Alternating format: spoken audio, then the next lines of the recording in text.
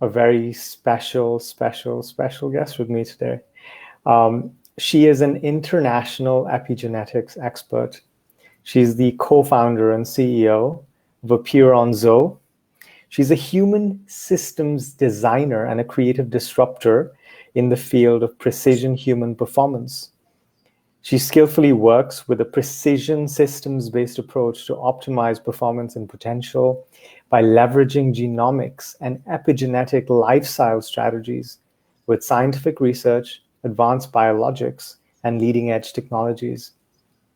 So these successful strategies address the physiological, emotional, and mental and energetic aspects of the entire human system to enhance life, improve our relationship with the internal and external environment, and how this impacts the collective environment.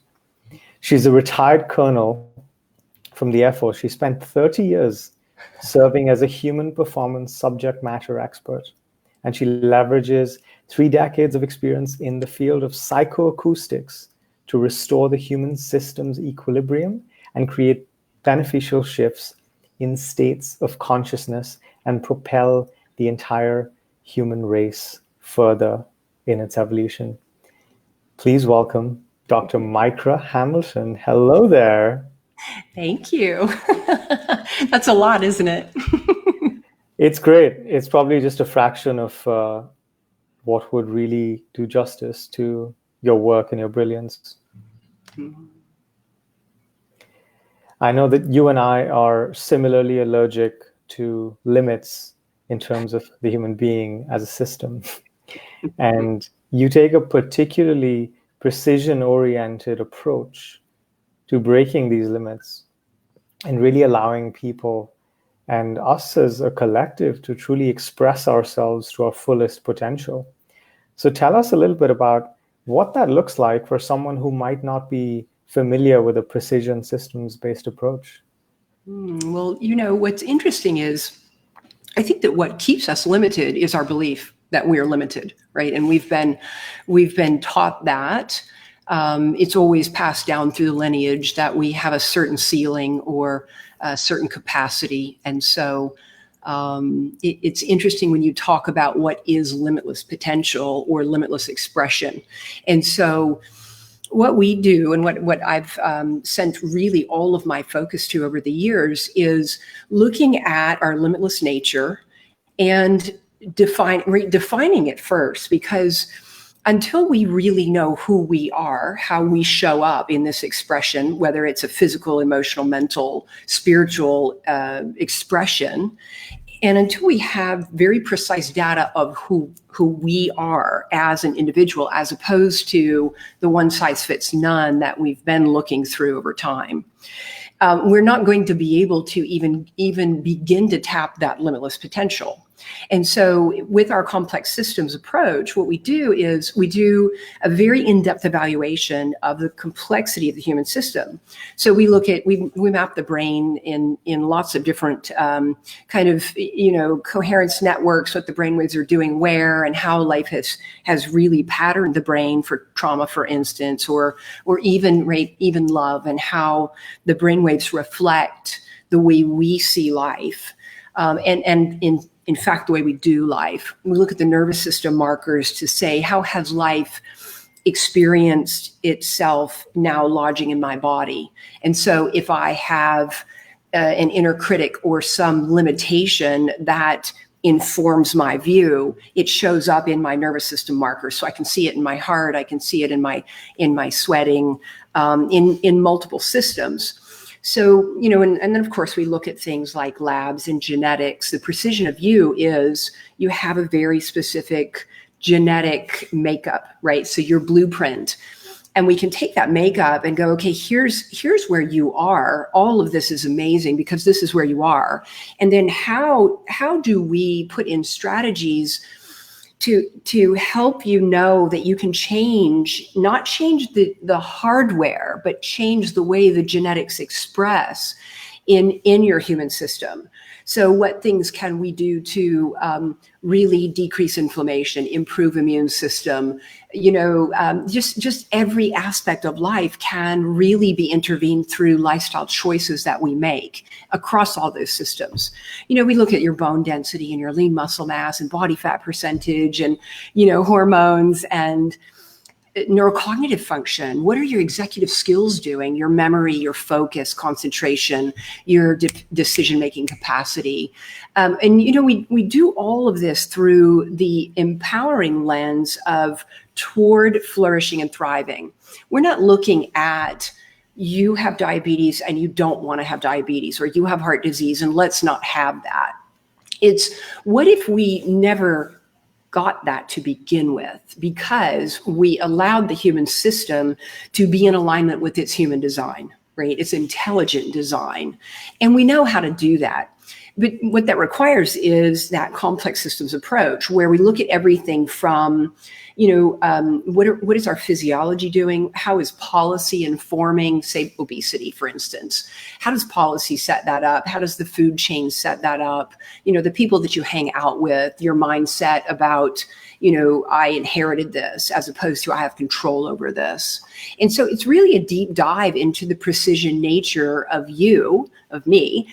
And then with all that information, you're armed with the ability to really take action on things that you value. So if you have a goal set and you have your precision data, then you can do a strategy and then take action that's sustained over time to lay in any type of experience that you'd like to have.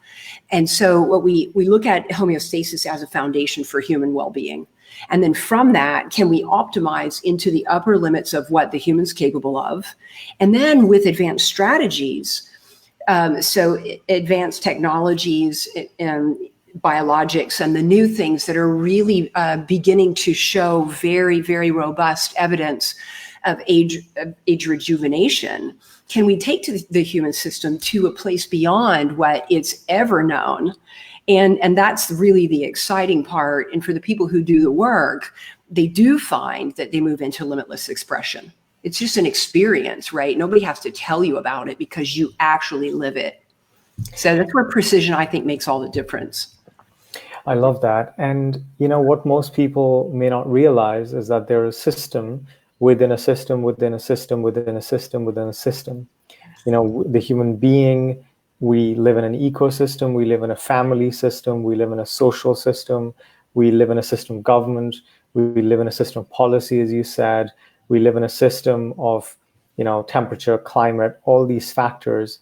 And all of these factors, what we eat, all of these factors are influencing how we express ourselves from a mind perspective, from a body perspective, and all the way down to an epigenetic perspective, which is almost this hierarchical tree you can imagine, which literally controls everything that happens in our experience of reality. And most people, they accept whatever is handed to them in terms of belief systems, in terms of food systems. This is, what I grew up eating. Therefore, this is what I consider food that I like. And this is what I consider food that I don't like. This is what I believe in terms of, my stories around money, my stories around health, my stories around entrepreneurship, or, how much I need to work in order to achieve a certain outcome. And there's all these things that are influencing us from the outside. And to me, one of the things that really makes a difference between our ability to really break free of the limits of these, let's say, systems that we've been indoctrinated into, and really achieving, thinking, feeling, being far greater than what we've ever imagined, is our ability to author in a sovereign way our reality, rather than accept almost as victims passively what is handed to us from the outside. And this is possibly the best time to be having this conversation, because if we listen to the media system, if we pay attention to what people outside are doing, saying, feeling, and we adopt that, we let that permeate ourselves, then that's a certain kind of reality. But if we choose to author, to create our own consciousness based on how we wish to live, that may not be how we feel right now, but it's almost a GPS point, out there, then we open up the possibility for something completely different. And that's where, right, we have that control. And I love what you said about the systems within systems. As we all begin to look at our interconnected and interrelated nature, from the micro to the macro, so everything out there affecting everything in here down to the molecular level. So I think that as we look at it this way, so many aspects of our multidimensional nature open up to us, and we begin to see the validation that we are sovereignly responsible, that we are on purpose with purpose, and that we have the choice in each moment. And I think this is so essential. In each moment, if we are in awareness, we can make a new decision or a new choice through a more aware lens. And that allows us to consciously create our experience, as you suggested, as opposed to being in victim consciousness where we think that someone's doing something to us and there are others out there, right? At the end of the day, it's you with you. And you're the common denominator. And so if we all find that we have these repeated patterns of having issues with bosses or having issues with relationships or children or conflict or, things that are disempowering that keep us in this separatist lens, it's kind of like a catalyst to go, hey, it doesn't necessarily have to be this way. And then it's about what do we do? What do we actually do to change it? And a lot of people want to go into what's wrong with me. And that makes zero sense. There's nothing wrong with you. You are exactly where you are right now. And where would you like to be instead? If you're not loving right now, then what's next for you? What would you prefer? And that's where that goal set comes in, that now we can begin working toward, because we know what we prefer to create. And always when we are in that lens, exactly what we need shows up. The person, the book, the conversation on the radio, we get exactly what we need because the experience feeds it back to us, because it's simply answering our desire to have a different experience, right? And so if we continue to be fearful, we're going to get more fear so that we can have that experience. But if we just take that and move toward empowerment of right now, today, I've got a ton of blessings, gifts, whatever your language is. There's 1,000,010 things to be grateful for. We're still eating, the people who are eating, right? And then we know on this planet there are many who are not. Now we get the opportunity to go, I'm eating, but other people aren't. So now we can go, how do we help everyone to eat, right? So now we go out of the small self I into that bigger we, and we start looking at those systems. And I think this is where people tend to get overwhelmed. I'm barely getting by with myself. How am I going to help someone else? And the answer to that is one small thought that leads to an action, right? It's a simple place to start. Yeah, we're always one thought away from the experience of reality that we want. And, there's so much in what you said that I want to unpack. One is, and we probably see this in a lot of the people we work with, there's the tendency that human beings have to focus on what they don't want rather than what they do want. Yeah. It's much easier, and we have a beautiful default mode network in our brain and the process of myelination that hardwires and paves and creates a super highway for those thoughts. The thoughts that create, the kind of feeling stuck in the reality that we don't want, rather than that thought that opens up a world of possibilities leading us to where we would want to be. But it's hard for most people. It's hard. And there's all these loops that, the thinking and which is let's say the software of the mind, really influences the brain, the pathways, the neural pathways, which is the hardware. And over time, the hardware becomes customized, almost like a glove, a custom glove, to the habitual thinking patterns that we have. And once that sets in, and this happens pretty early for most human beings, between the age of 0 and 7, we're literally wiring our subconscious into these patterns. And over the next few years, we're really setting this in. And most people spend decades living out these habitual thoughts, which create these myelinated neural networks, which are optimized for that exact reality. And then it becomes really difficult, 10, 20, 30, 40, 50 years in, to make a change. Because now suddenly that reality it's not even accessible, or if it is, it's accessible for a brief moment where, there's a spark of inspiration. Someone might go to a Tony Robbins event and walk on fire and be filled with this huge emotional intensity, which can, avail of the brain's ability to be plastic. But they usually come back, and without the repetition, things just go back to the way they've always been. We're behavior machines, right? All of the behaviors get locked in, and they do appear to be real, right? And so there is no denying that the people who don't find themselves to be limitless are in that reality. They are in that reality. And what you said about the programming before the age of 7, 8 is so true, right? We sit predominantly in a theta brainwave state, which is highly programmable. So everything that goes in during that time period locks those tracks in.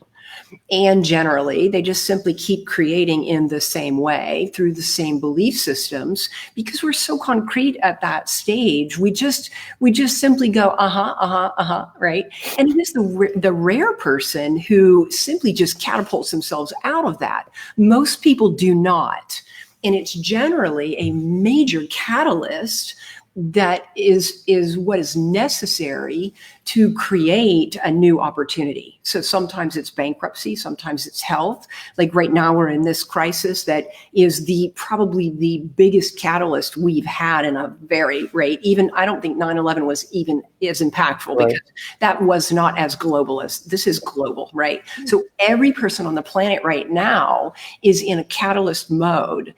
This gives us an opportunity to all jump on each other's wavelength of what?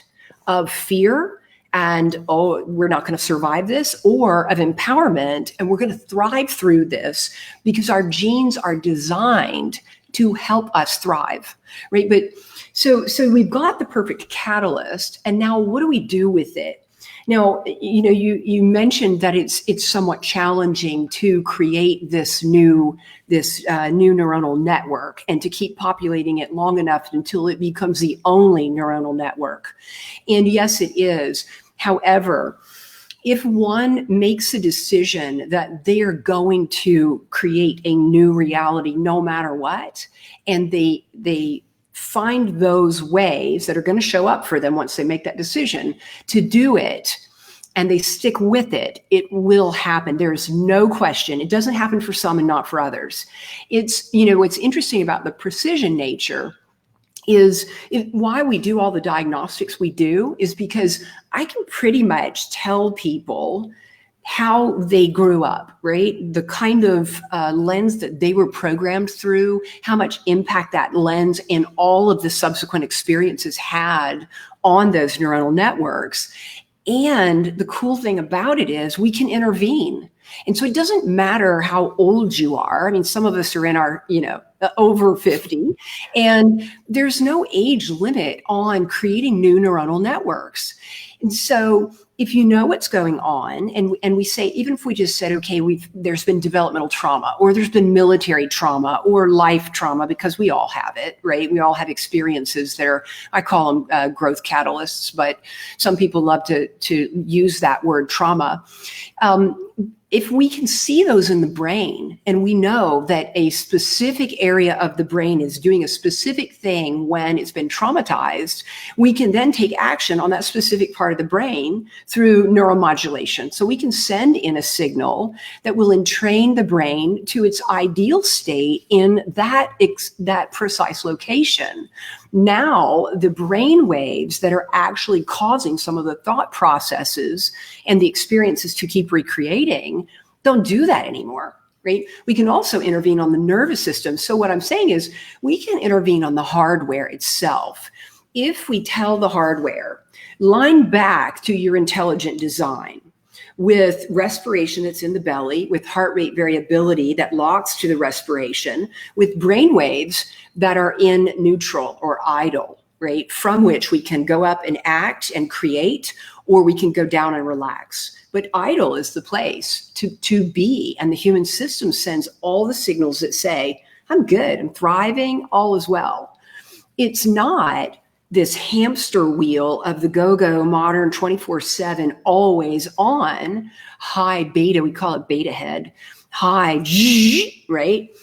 It doesn't work because those signals say danger, danger, danger. We haven't evolved out of that protective mechanism. So we're going to have to evolve ourselves out of it by lining it up and then enhancing it. And that's where human evolution is going to come from, right? Catalysts like this that create change in the hardware and the software to upgrade, enhance the human state. Yeah, this is such a fascinating conversation for me personally, because, all of my work is at the software level, and you do so much work at the hardware level. And this is really the intersection of the hardware and the software to a common aim we have, which is to make human beings completely limitless. Mm-hmm. One of the things that, we see in society these days, particularly with entrepreneurs, is that there is an over-reliance on the sympathetic nervous system, which is the, people use everything from caffeine to, stress as a way to motivate themselves, as a way to push the gas pedal. And these days, people use all sorts of synthetic pharmaceuticals to aid in this process. In New York, people do coke in between of work days just so they can squeeze out another 6 hours at the investment bank. So, there is an obsession with performance, yes. But performance is a very one-dimensional concept where performance is go, go, go, go, go, high beta, sympathetic nervous system dominance. It's not sustainable, and yet because they are able to recruit the bodies, and this is a misuse of the intelligent design, I may argue, right? It's using the body's inherent desire to survive and respond to threat. It's keeping the body in a survival state, feeling unsafe really, and feeling like there's a constant stressor and a threat to survival, as a way to have enhanced brain function, as a way to have enhanced cognitive abilities, as a way to have more clarity and focus. But this has very quick diminishing returns. How does this appear in your work? What's interesting is, so we work with people who self-select, right? They say, I'm all in. I believe that I'm at least potentially capable of what you're saying, and I'm willing to do the work. And so it's a year process, right? We don't take anybody for less than a year.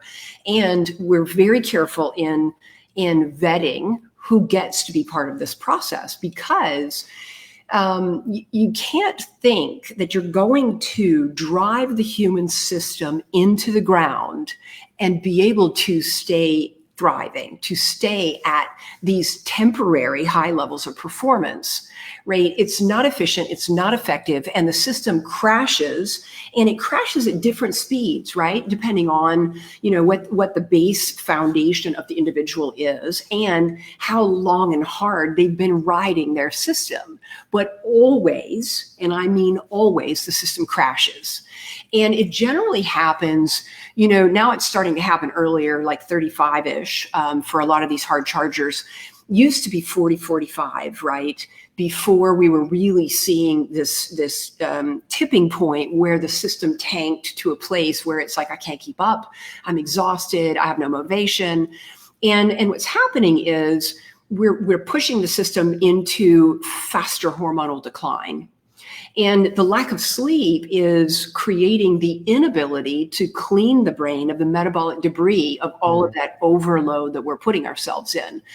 And so and you see it in all the statistics of, cognitive decline and people just kind of losing it at a certain point. The substrates that are essential for the human system to thrive are no longer there. And it's been an interesting kind of gradual decline where often you don't notice it until you're at that tipping point, and now you're breaking down and breaking apart. And so this is what this modern living and I'm going to say dishonor and disrespect of the complexity of the human system, right?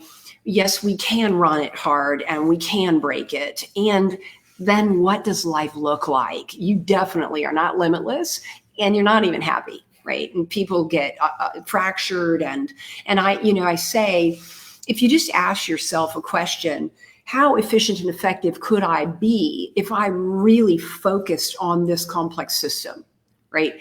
First and foremost, the hardware, because if the hardware is broken, everything is going to be right.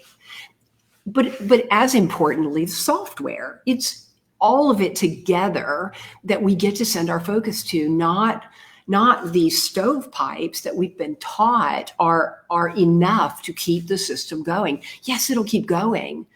But do you want to jump out of bed really excited to be present, to connect, to create, to innovate? Or do you want to drag yourself out of sleep and prop yourself up with support, and then take other support to put yourself back down at night? I mean, it makes no logical sense. Stimulant, depressant, stimulant, depressant, stimulant, depressant. Until there's a trip to the ER. Or worse, right? Or and that's worse. The thing. And we're seeing lots and lots of that. We're expressing in such incredibly varied ways, right? You look at the burnout rates and you look at the people falling. It just makes no sense. If your goal is that, keep looking in that direction, right? If it's not, then find the exemplars who are living it, and they're living it because their entire life reflects it.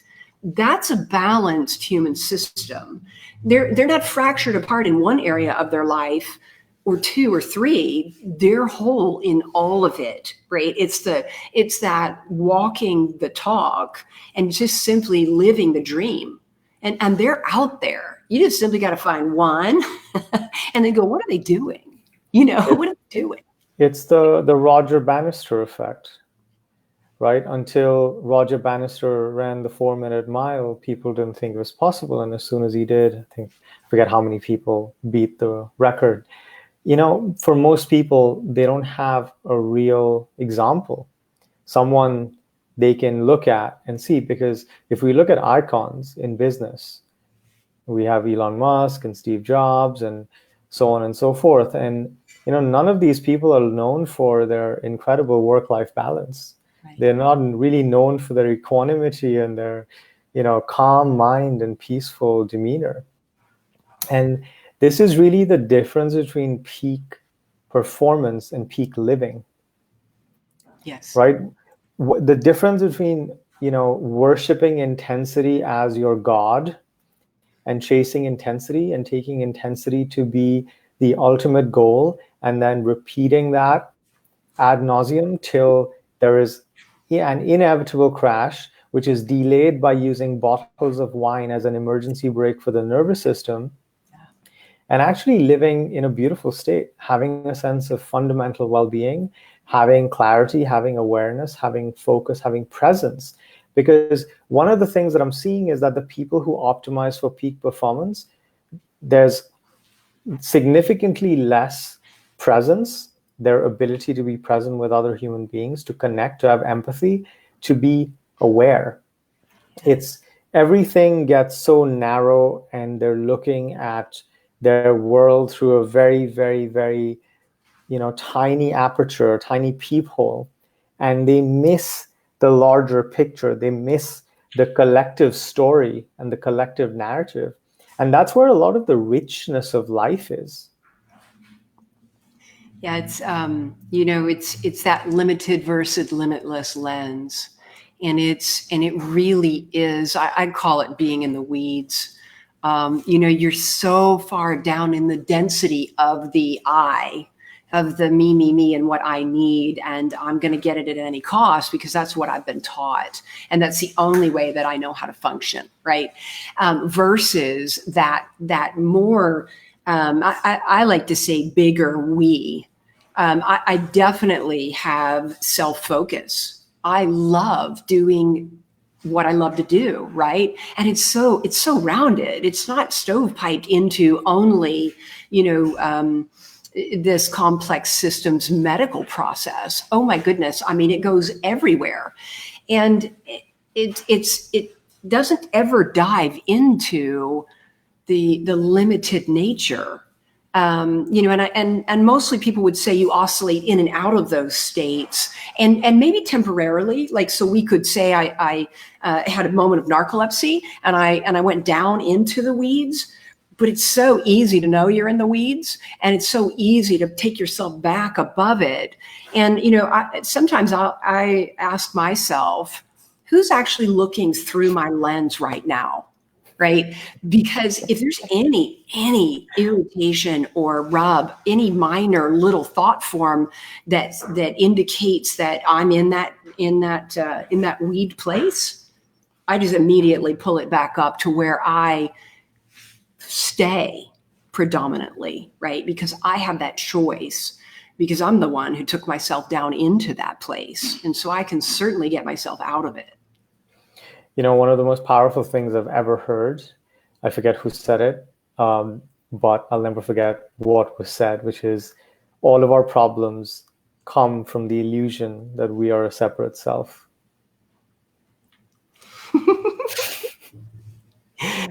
It's so true. And how can we not see, this is sort of a rhetorical question, right? How can we not see that we're one species? We're one species.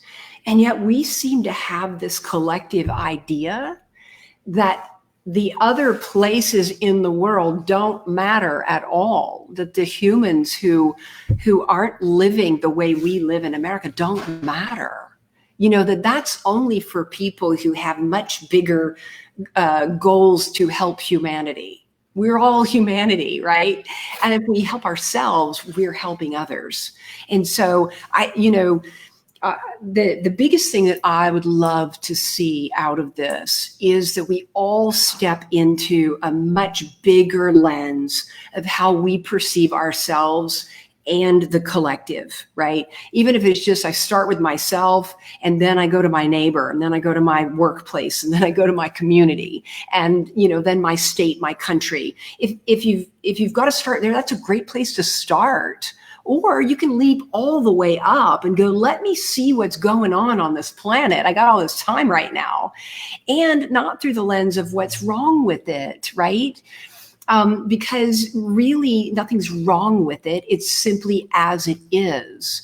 And what does my attention want to go to so that I can uniquely make a difference where I believe that it matters to me, right? That's what I would love to see come out of all of this. I love that. I want to share some passages from some stuff you shared, and I found quite delightful. This is a piece by Azria Cohen Beckwith. I think I'm saying that right. Every time we open our Amazon boxes to pull out the next bulk order of toilet paper, while wondering if the cardboard is contaminated, we are quietly confronted with the mystery of the invisible, unknown nature of reality. Examining our mortality is also an access point into more deeply understanding the biologically ingrained survival mechanisms that run so much of our day-to-day lives.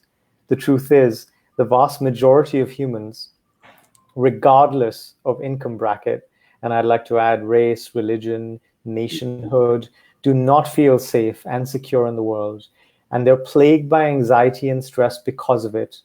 There is no more tangible connection to the cycles of life and death that occur in the natural world, and that connection is now ready to reawaken, bringing with it the hard yet sweet realization that nothing is guaranteed. Because when we truly embrace the truth that we are all going to die, that life is a profound gift, and each breath is a privilege, every moment becomes infinitely precious. And that's limitless nature.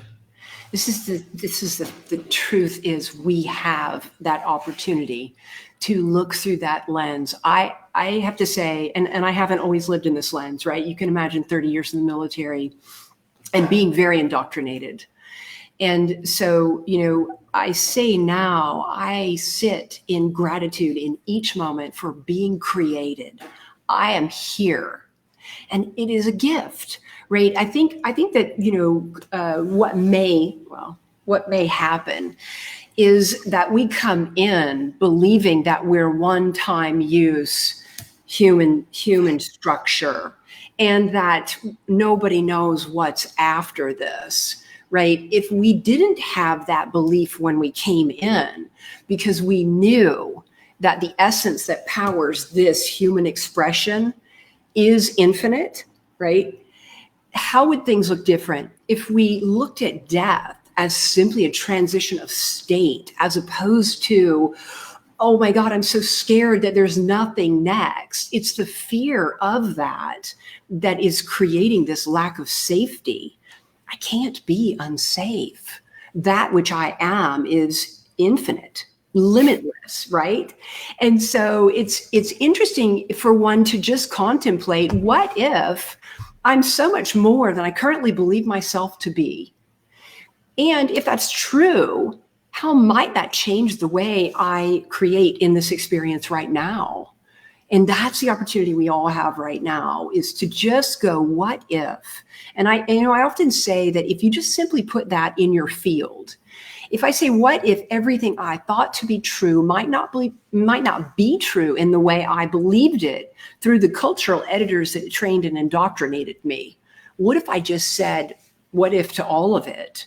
How might that curiosity spur new actions and new belief systems, new neuronal networks that then become the predominant way of being? That's just, it's huge. It allows you to create your limitless possibilities, because there's billions and billions and trillions of choice points, and they all lead to different expressions. And there's so much juice in what you just said, because there's a few things I want to pull out, because I think deserves to be said again. When we change our orientation from fear to curiosity, everything changes. Because fear is a contraction. Fear is a projection of our own finite nature. And that is a belief, right? That is not a fact. It's not an observable fact. It's not like gravity. It's a hypothesis. And it's a hypothesis that just because a lot of people have made collectively, it's been accepted as truth. When we project this belief that we are finite, we have finite time, we have finite resources, and we're finite beings, we project that onto the canvas of our reality, then we contract into fear, we contract into scarcity, we contract into behaviors that make us, buy 6,000 rolls of toilet paper because, that's the what if question we're answering. What if there isn't enough toilet paper for me to, wipe my butt? Versus when we open into curiosity, because curiosity requires openness, it requires the organism to feel safe. It requires the organism to be, fundamentally expansive in a way. It's to include other possibilities. It's to ask from a place of not knowing. And it changes our physiology, changes our biology, changes our neurology, and it changes our reality. And it fundamentally re-engineers what we experience as limited into a state of being limitless, because we're starting with not knowing. We're starting with not taking our bounds as hard walls, as hard limits that we can't penetrate. And as Einstein said, a problem cannot be solved by the same level of consciousness that created it. So if we are living in a box, and that is a thought, a box made of our thinking, right, of our level of consciousness, we can only see as far as the box allows us to see. We can't see what's outside the box. And being limitless means not living in a box, and at the same time being individuated enough, having enough of an ego structure that allows us to create.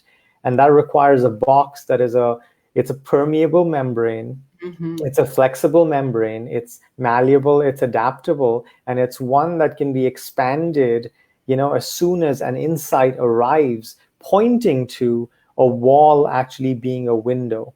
Mm-hmm. That is so beautifully put. I love this merger of the software, hardware, and covering it from so many different angles, because it is that key. This mystery that we're part of is stunning if we choose it to be, if we can create that new lens. And so, my invitation is always, what new way can I look at this? I used to say, when as I was getting these new sort of understandings or experiences within myself, okay, I'm looking at it this one way, and I think it's this way, but can I think of 10 different ways that it might actually also be?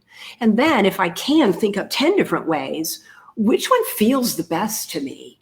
Because if I'm picking anyway and I have no idea, shall I just pick the thing that feels the best and connects me the most with myself and with others? And that's how a lot of this started for me, was the question mark of what if, and then of getting new stories around what I thought was the only way that it could be. How could it be any way else, right?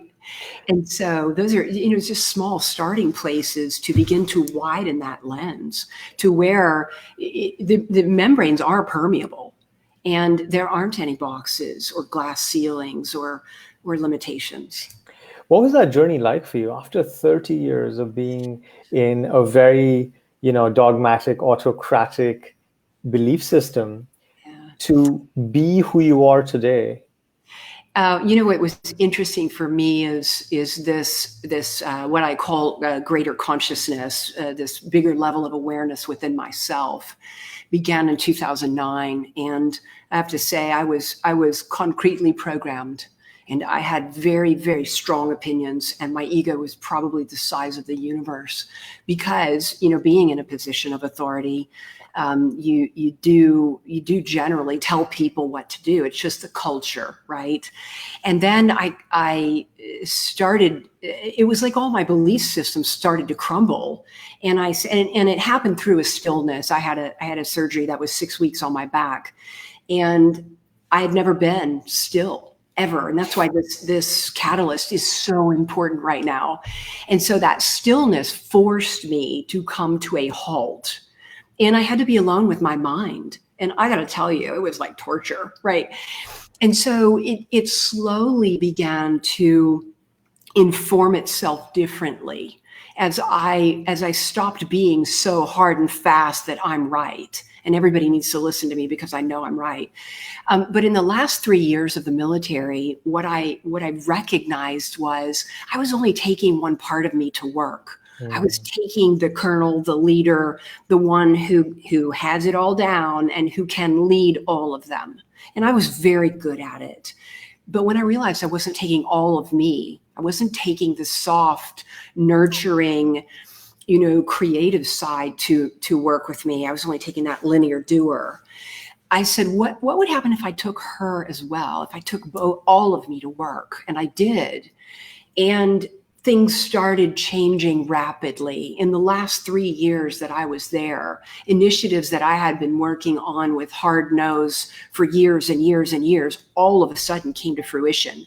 They laid in a way that they swept across the entity, right? The enterprise, and they made a massive difference. I know that was because I became whole. And I stopped apologizing for aspects of me that I thought wouldn't be accepted in that culture.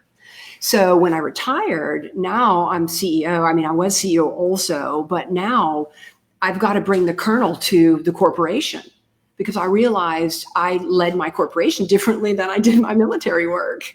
And so it was that balance that allowed me to create the wholeness and simply be. It's effortless to do what I do because I'm doing me and I'm whole. And so there's never any second guessing or thinking about what I said or what I did. It's just simply that's what I do or think or, right? I don't know if that makes sense, but it's very simple. It's I used to look at people like me and I used to go, gosh, are they okay? They seem a bit simple and maybe they're kind of losing their mind.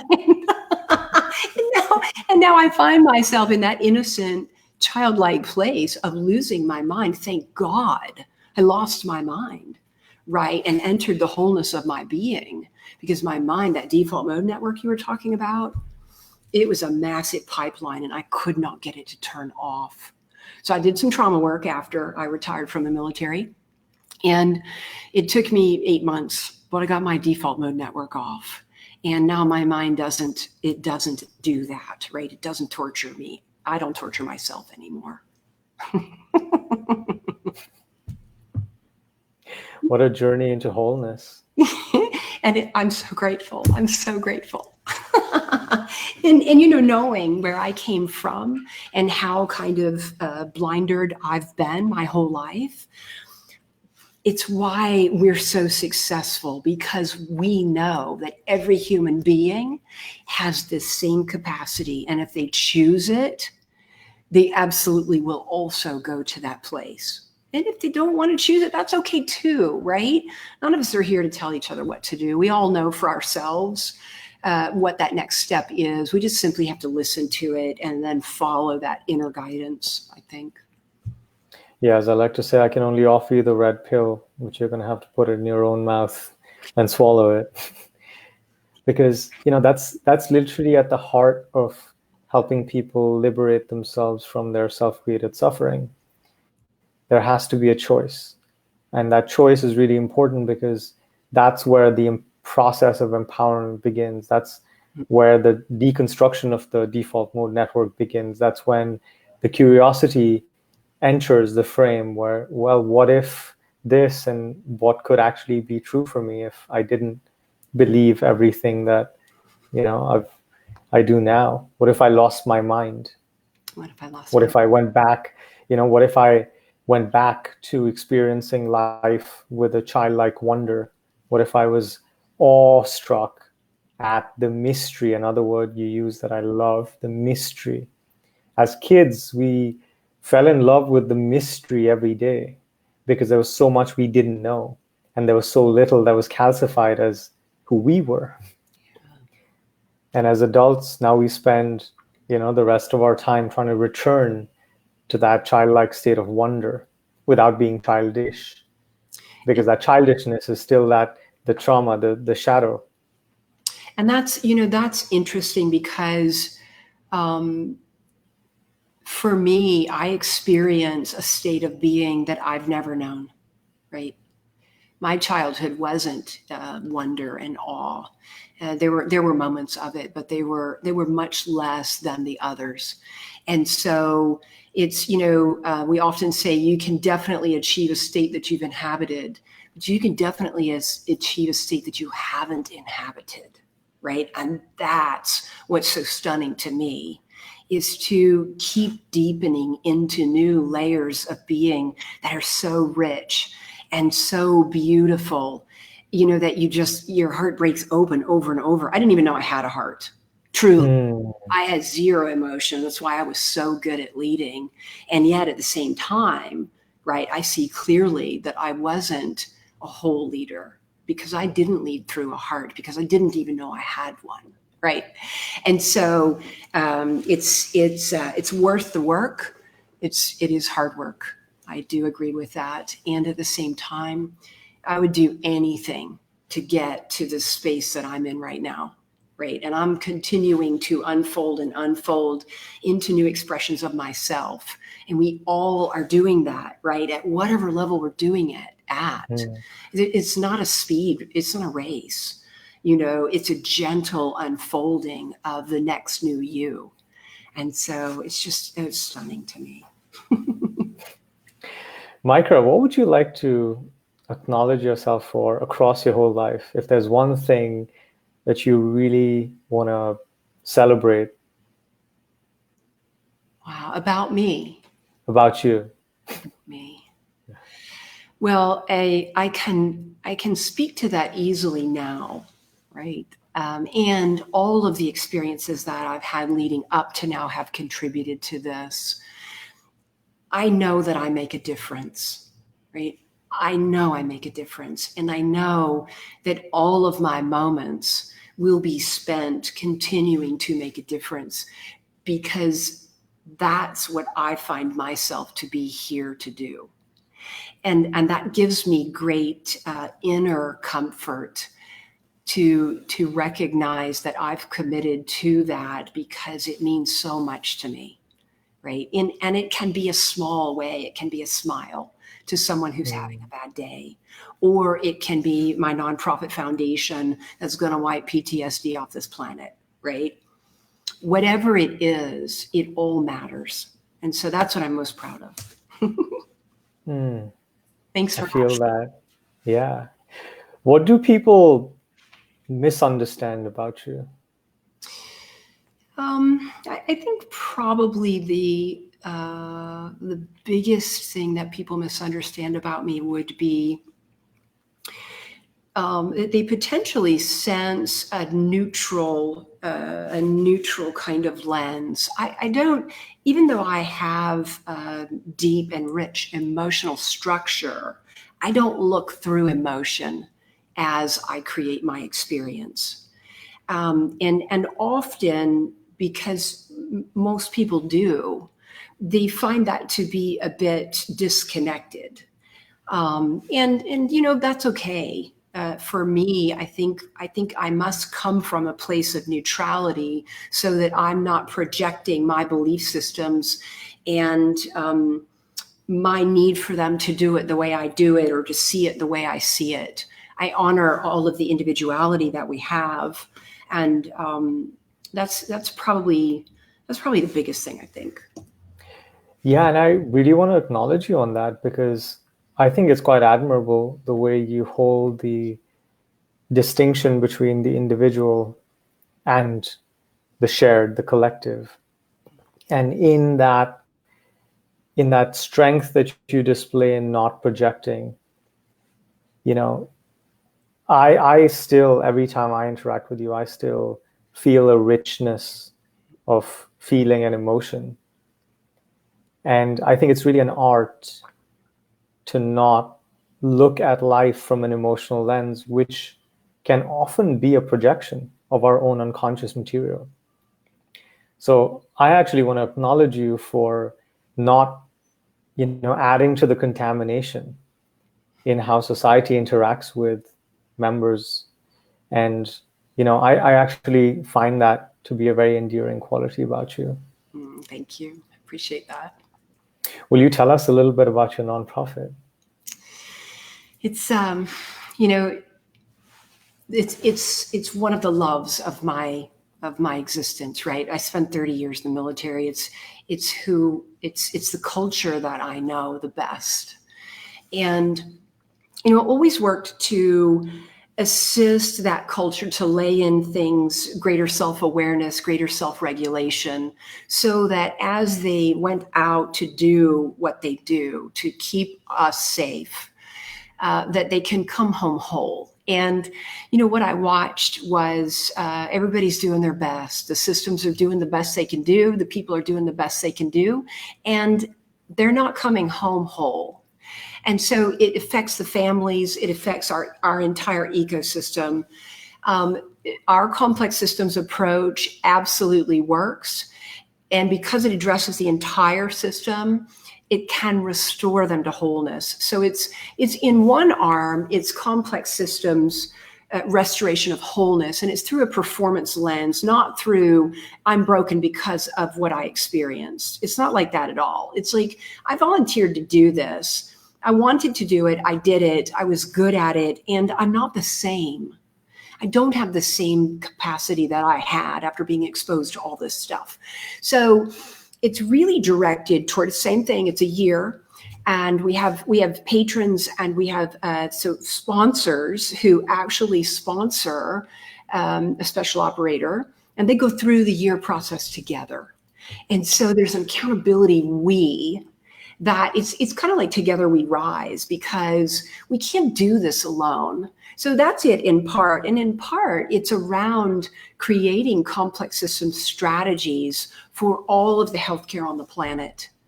If we do it through the wholeness of the human system, we aren't going to find ourselves broken with these crazy disease rates that are all lifestyle related. Every one of them are lifestyle related, and we can intervene there. So we're working to put new systems into medical schools, into medical, what you call sick care kind of arena, into, different countries, militaries, and also World Health Organization and some other entities to really change the way we look at health and well-being on the planet.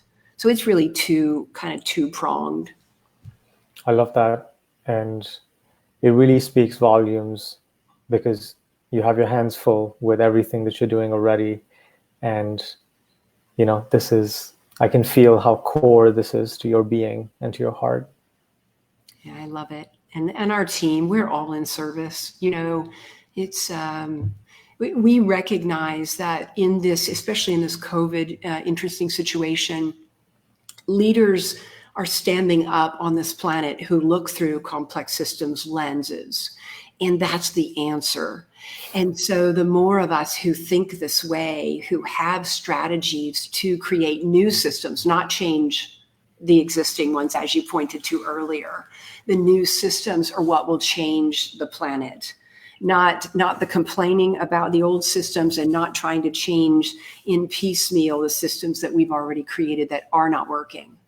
And so, I invite all complex systems thinkers to kind of band together and go, okay, what can I lay in that's going to not correct, but create a new system for the problems on this planet that are real.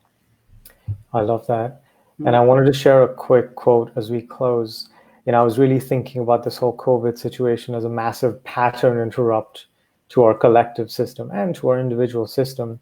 Mm-hmm. And this quote by Charles Eisenstein really exemplifies that. He says, COVID-19 is like a rehab intervention that breaks the addictive hold of normality. To interrupt a habit is to make it visible. It is to turn it from a compulsion to a choice. When the crisis subsides, we might have occasion to ask whether we want to return to normal, or whether there might be something we've seen during this break in the routines that we want to bring into the future. And that is right. Charles Eisenstein is one of my favorite systems thinkers. He's like brain candy to me. He and Daniel Schmachtenberger. And that writing came from and I wonder if you're going to put it in your show notes, but from a post that he just did called Coronation. And I posted it also across my networks, because to be able to contemplate some of the thoughts in there, even if you just read the last paragraph, it gives us a beautiful invitation for a new way of being. I just love that. Thank you for sharing that. Yeah, I'll add the note. I'll add the link to the notes and the show notes as well. Micro, this has been absolutely delightful. Thank you so much for the sparkling conversation, for all your wisdom and everything that you do for the world. Thank you for having me. I'd love for you to share like how people can find you, how people can find your work, and how people may contribute to the nonprofit as well. Yeah, so LinkedIn is the best way to find me. And I also will give anyone interested in bigger conversations my email. And it's drhamilton@apeironzoe. It's apeironzoh.com. That's my personal email. And also, we have a new YouTube channel where I'm doing interviews around also topics like this. If anyone's interested in seeing them, they cross all of human living, and that's apeironzoe on YouTube. And our website is apeironzoe.com, and it has our whole ecosystem on it, the academy. I think the nonprofit's going up there. That's been a new 3 months ago. We created that to begin that process. And so really right now on that, it would be to reach out to me personally. I would love to discuss it with anybody who's interested. Thanks. And I can't recommend your work and Apeiron's work enough. Micro, this has been an absolute pleasure. Thank you so much for being here and for everything you do. My pleasure. Love you. Happy day.